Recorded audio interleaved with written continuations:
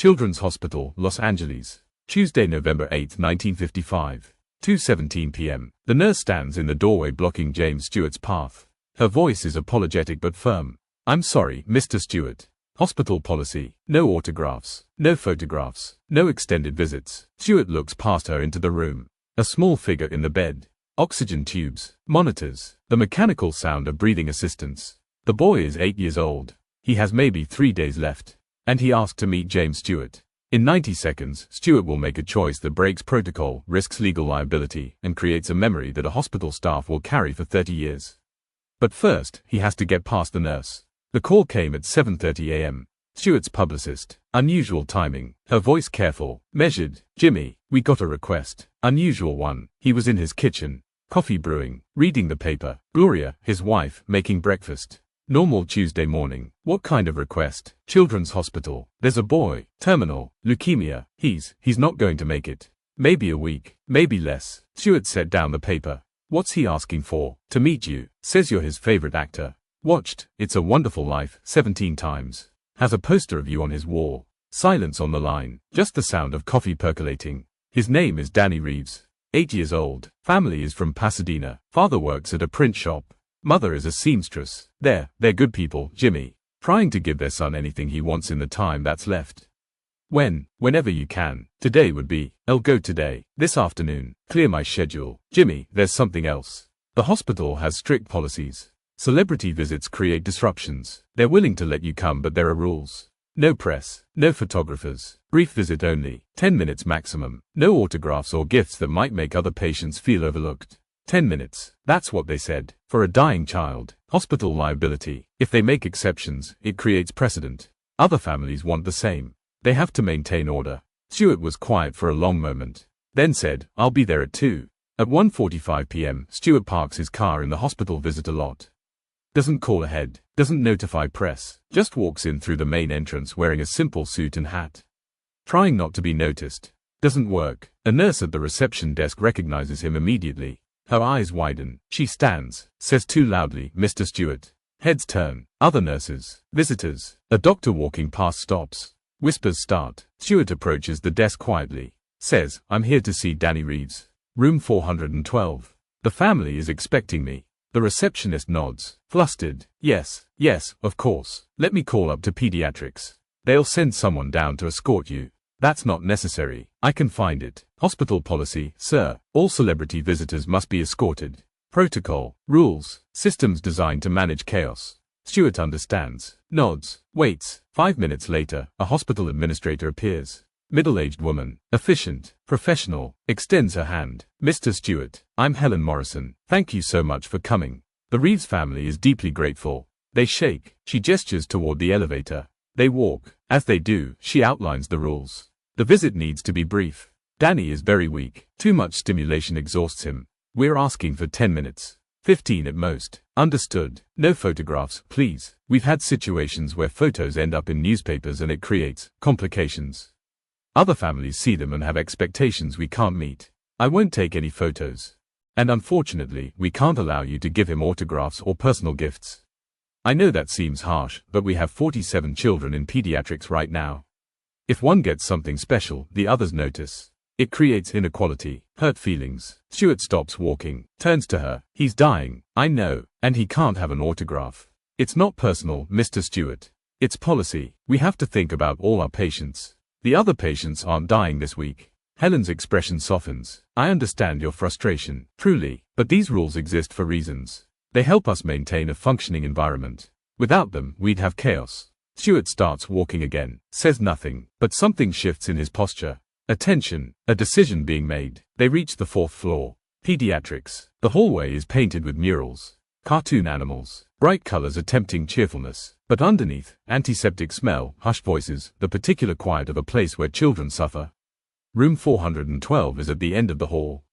Door half open. Helen knocks softly. A woman's voice from inside, "Come in." Helen enters first. Stewart follows. The boy is small, smaller than 8 should be. Illness has carved him down to bones and translucent skin. His head is bald from treatment. Tubes run from his arm to an IV stand. An oxygen cannula feeds into his nose. His face is pale except for dark circles under his eyes. But those eyes, when they see Stewart, they ignite. Mom, his voice is barely a whisper. Mom, it's him. The mother, mid-30s, exhausted, holding herself together through sheer will, stands from the bedside chair. Mr. Stewart, thank you so much for coming. The father stands too, working man, calloused hands, uncomfortable in the presence of fame but grateful. This means everything to Danny. To us. Stewart crosses to the bed, crouches down so he's at the boy's eye level, smiles. Hi, Danny, I hear you're a fan. Danny nods, can't speak for a moment. Too overwhelmed. Stewart says gently, I hear you've seen It's a Wonderful Life a few times. 17. Danny's voice gets stronger. I counted 17 times. That might be more than I've watched it. A small laugh, then a cough. The mother's hand instantly on his back. Steadying. When it passes, Danny says, you're my favorite. Better than Roy Rogers. Better than John Wayne. Well, don't tell them that. They'll be jealous. Another laugh. Smaller this time. He's tired. This conversation is costing him energy he doesn't have to spare. Helen Morrison checks her watch. Clears her throat gently. Mr. Stewart, I'm sorry, but we need to keep this brief. Danny needs his rest. Danny's face falls. Just slightly, but enough that Stewart sees it. The boy says, Can I ask you something? Of course. Could you sign my poster? The one from It's a Wonderful Life. It's right there. He points weakly at the wall. And there it is. The iconic image. George Bailey surrounded by his family. The poster is worn, edges curled, tape yellowed, clearly been on his wall for years. Before Stewart can respond, Helen speaks. Danny, sweetie, we talked about this. Mr. Stewart can't do autographs. Hospital rules. But it's just for me. Not for selling or anything. Just for me. I know, honey, but the rules apply to everyone. Danny looks at his mother. She's crying quietly, trying not to let him see. Failing, he looks back at Stewart. Says, okay, that's okay. You came, that's enough. But it's not okay. Stewart can see it. In the boy's eyes. The resignation. The lifetime of learning that rules matter more than wishes. That systems trump individuals. That his dying request is less important than policy consistency. This is the moment. The rule says no autographs. The rule exists for coherent reasons. Breaking the rule has consequences. But an 8-year-old boy is dying. And he wants an autograph. And someone has to decide which matters more, the system or the child. Stewart stands, looks at Helen Morrison, says quietly, Can I speak with you in the hall? She nods. They step outside. The door closes. They stand 5 feet from the door, close enough that voices inside might carry. Stewart keeps his voice low. I want to sign his poster. Mr. Stewart, I understand the policy. I understand the reasoning, but I'm going to sign it anyway. Helen's expression hardens. I can't allow that. You don't have to allow it. You can forbid it, but I'm still going to do it. If you do, I'll have to ask you to leave. That's your right, but I'll have signed it by then. They stare at each other. Hospital administrator versus movie star. Policy versus compassion. Both positions defensible, both carrying weight. Helen says, You're putting me in an impossible position. No, I'm putting myself in an impossible position. You can tell your supervisors I violated policy against your explicit instructions. That you tried to stop me. That I was difficult and uncooperative. I'll confirm it if they ask. It's not about blame. It's about maintaining standards. Standards that say a dying child can't have an autograph. Standards that prevent chaos. That ensure fairness. There's nothing fair about an 8-year-old dying from leukemia. Fairness already left the building. Helen is quiet. Her jaw works. She's calculating, weighing, not just this moment but all the moments that follow. The precedent. The other families who will hear about this and want the same. The slow erosion of boundaries. Stewart says, I'm not asking you to change the rule. I'm telling you I'm going to break it. You can stop me physically, call security, have me escorted out.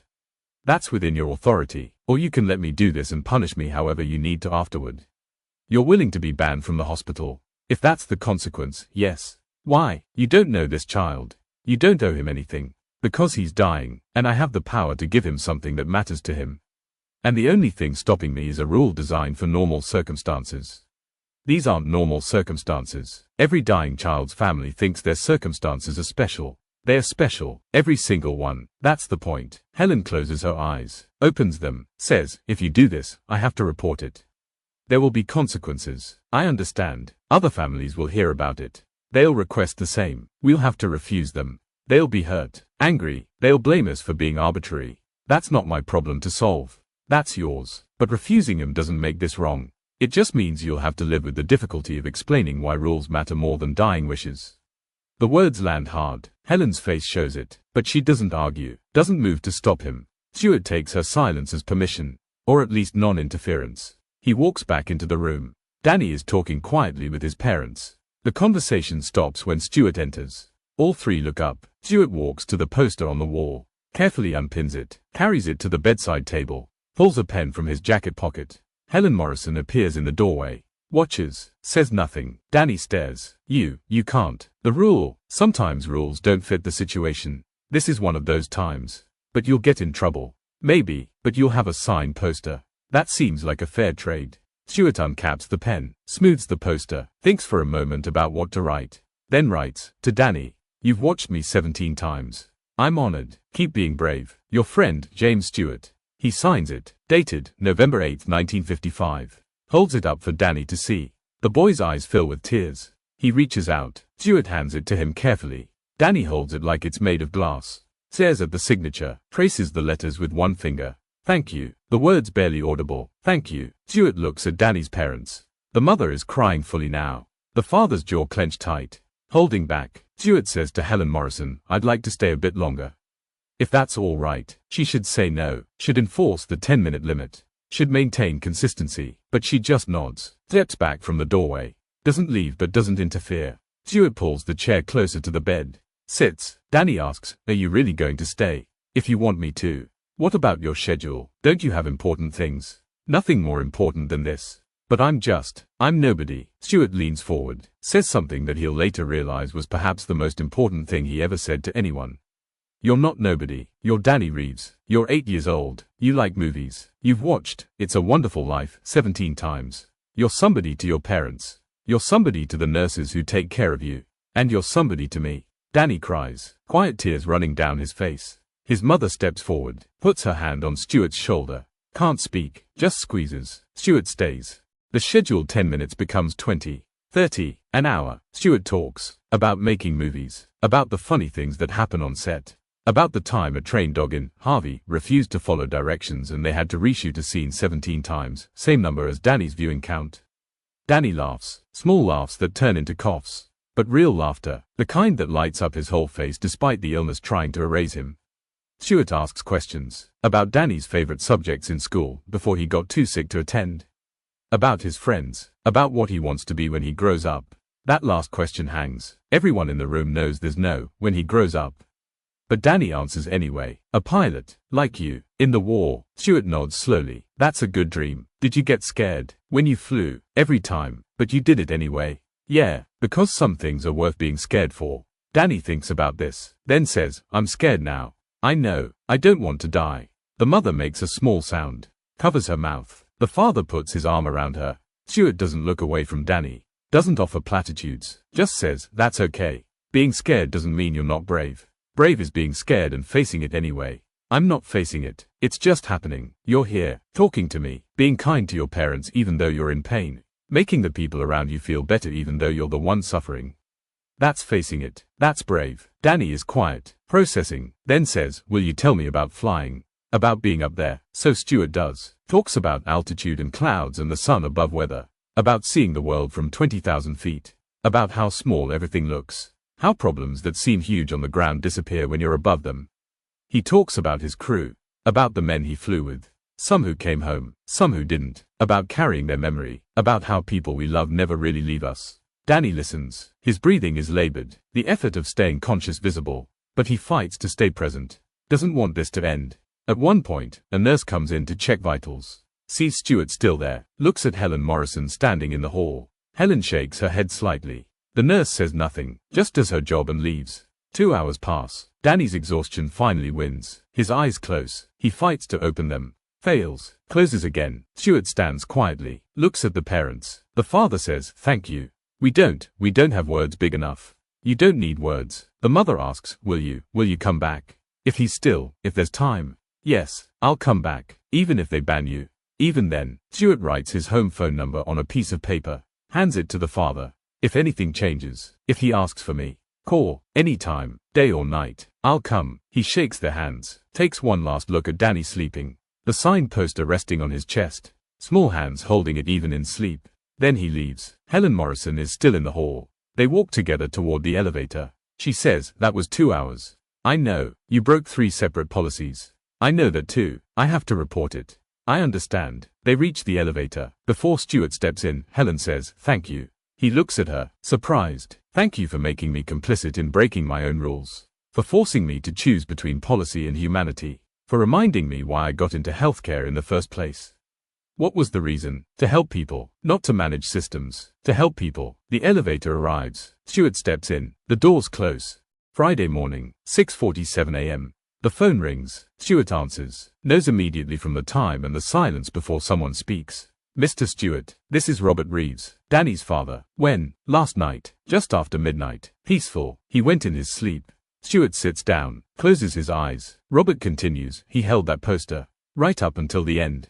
Kept talking about you. About how you stayed. How you broke the rules for him. Said it made him feel important. Worth breaking rules for. He was important. He asked us to tell you thank you. One last time." Those were his last clear words. "Tell Jimmy thank you." Stewart can't speak for a moment. Then says, "Can I come to the funeral?" "You don't have to. I'd like to. If that's appropriate. It would mean everything to us." Stewart goes to the funeral. Small chapel in Pasadena, maybe 40 people, family, a few school friends, nurses from the hospital. He sits in the back. Doesn't make it about himself. Just there, present. At the graveside, Danny's mother approaches him. Hands him something. The signed poster, rolled up carefully. "He wanted you to have this back." "No, that's his. That's for him. He said to give it to you. Said you should keep it. Remember him." Stewart takes it, holds it carefully, like the treasure it is. 1985. James Stewart is 77 years old. Mostly retired, doing occasional television appearances, spending time with Gloria, living quietly. He gets a letter, forwarded from his publicist, postmarked Los Angeles. Inside, a handwritten note and a newspaper clipping.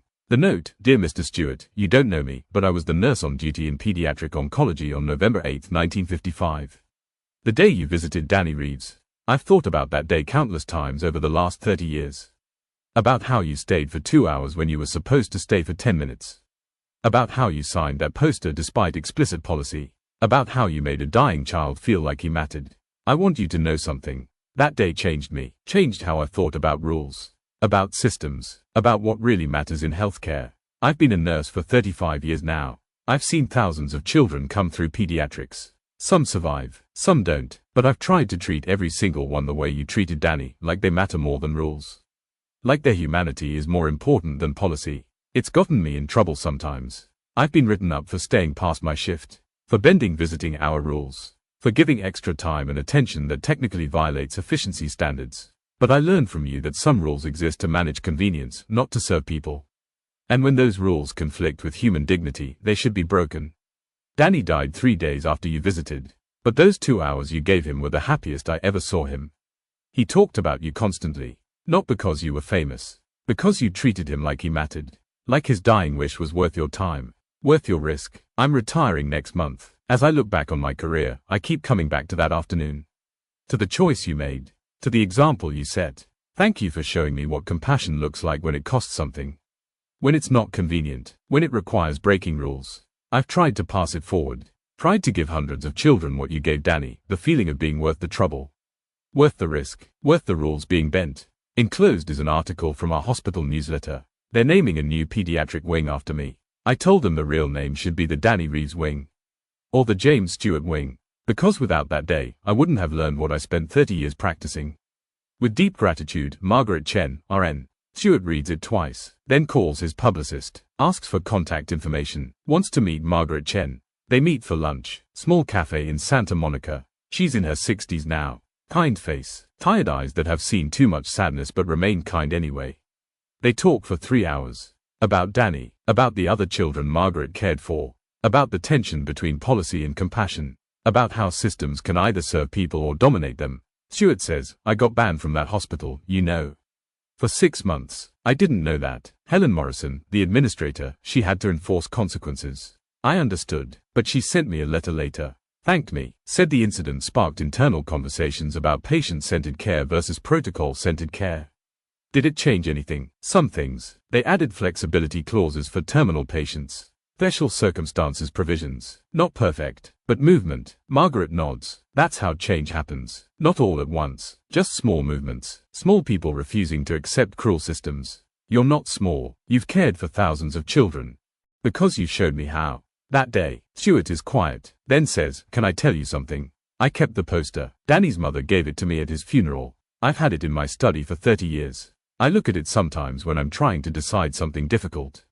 Reminds me that the right choice isn't always the easy one. What does it remind you to do? To break rules that prioritize order over people. To use whatever power I have for someone who has less. To remember that systems serve us. We don't serve systems. Margaret smiles. That's exactly what I learned. And tried to teach. How many nurses did you mentor over the years? 50, 60, I lost count. Then it wasn't just Danny. It wasn't just me. It's 60 nurses carrying that lesson forward.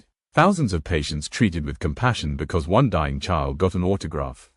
Because one actor refused to accept a cruel rule. They sit in silence, understanding something together. The weight of choices, the ripple of moments. How one afternoon in 1955 created 30 years of different care. Different approaches, different priorities. James Stewart dies in 1997. The obituaries mention his films, his war service, his marriage to Gloria, the iconic roles, the American everyman persona. Margaret Chen reads them, sees no mention of Danny Reeves, no mention of the poster, the broken rules, the 2 hours. She writes an op-ed for the Los Angeles Times, tells the story, not as hagiography, as testimony, as evidence of what compassion looks like when it's inconvenient. The piece goes viral before viral is a word, gets reprinted, shared, discussed in hospital ethics courses, referenced in healthcare administration programs, becomes part of the ongoing conversation about patient-centered care, about when rules serve people and when they dominate them, about the courage required to choose humans over systems. 30 hospitals across the country add compassionate exception clauses to their patient visit policies. Not because of Stewart, because of Margaret Chen's 30 years of practice, because of the 60 nurses she taught, because of the thousands of patients who received care that prioritized their humanity over efficiency. All traceable back to one afternoon, one dying child, one autograph that broke the rules. Danny Reeves died at 8 years old, got 54 more hours after meeting his hero, held that signed poster until his last breath. But his story didn't end. It multiplied, spread, changed how people thought about rules and compassion and what matters when someone is dying. Not because James Stewart was uniquely good, because he saw a moment and made a choice, used his power to protect a child, accepted consequences to give someone joy. That's all. That's everything. You encounter rules every day. Policies, procedures, systems designed to manage complexity and ensure fairness. Most are reasonable, necessary. The alternative is chaos. But sometimes, not often, but sometimes, a rule conflicts with humanity. With compassion, with what's obviously right in a specific situation. And you have to choose. Follow the rule because it's the rule. Because breaking it sets precedent. Because systems need consistency. Or break it because a person needs you to. Because the system exists to serve people, not the other way around. Because this specific moment requires flexibility that policy doesn't allow. Danny Reeves needed an autograph. The rule said no. The reason was defensible, fairness, order, managing expectations. But Stewart calculated differently. Decided an 8-year-old dying from leukemia shouldn't have to sacrifice his wish to maintain systematic consistency. That calculation is available to everyone. You might not be signing autographs. But you have rules in your workplace, your institution, your system. And you'll encounter moments where those rules cause unnecessary pain, where flexibility would cost you nothing and mean everything to someone else. What will you do? Will you hide behind policy? Tell yourself it's not your place to make exceptions, that consistency matters more than individual circumstances? Or will you break the rule, accept the consequences, prioritize the human over the system? Margaret Chen spent 30 years making those choices. 60 nurses learned from her. Thousands of patients received care that bent toward compassion instead of policy. Because James Stewart refused to let a rule matter more than a dying child's wish. One autograph, 2 hours, one broken policy, 30 years of ripples, thousands of lives touched, hospital systems reconsidered, healthcare philosophy shifted, not revolutionized, just shifted, slightly, toward humanity. That's what breaking the right rule does. Not chaos, not system collapse, just a small movement toward remembering what systems are for. They're for people. When they forget that, someone has to remind them. That someone could be you. The rule will tell you no. The system will explain why exceptions are dangerous. The administrator will cite precedent and fairness in maintaining order. And then you have to decide, does this rule serve the person in front of me, or does this person serve the rule? Danny Reeves died holding that poster. 54 hours of joy because someone chose him over policy. Who's your Danny Reeves? What rule needs breaking? What's stopping you?